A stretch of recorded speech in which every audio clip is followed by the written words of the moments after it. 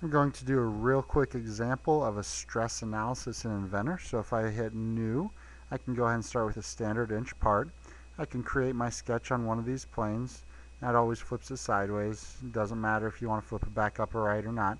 So what I'm going to do is I'm going to pretend that I've got a 2x4. So 2x4 is actually 3.5 inches tall by 1.5 inches wide. And I'm going to say that that 2x4 is 8 feet long. I'm going to pretend that I'm attaching one end of that 2x4 to the edge of a building and cantilever it out from the edge of the building. So I'm going to go ahead and make that material. If I come down here to wood, let's go ahead and say that it's made out of, let's go with birch so that we've got some type of wood on it. So that's a heavy duty 2x4. We're going to go ahead and now go into environment, stress analysis. We have to go ahead and create a simulation before we can do anything. And for this example, I'm just going to leave all of that plain, hit OK.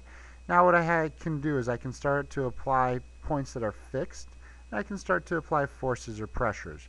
So if I want to, I'm going to do a fixed constraint.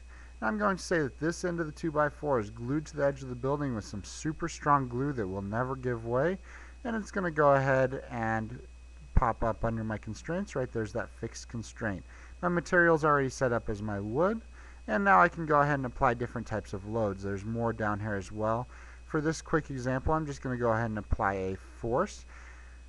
So it goes ahead and applies it to selected geometry, which means that it's going to spread it out across the surface. So even if I click all the way down here at the end, if I want to actually be able to put it on a little spot there, I'd have to make a little notch there.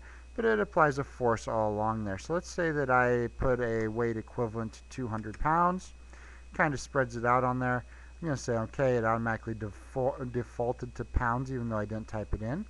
So if I come under here, we can see that it put 200 pounds of force.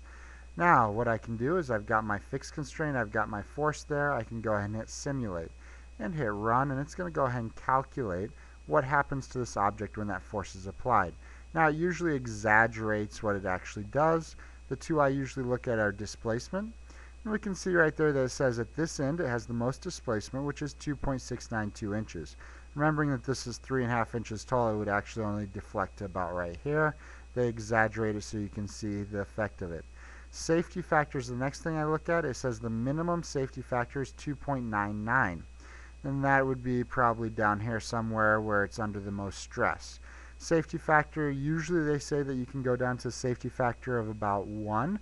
And that's when it changes from the elastic region of displacement to the plastic region of displacement.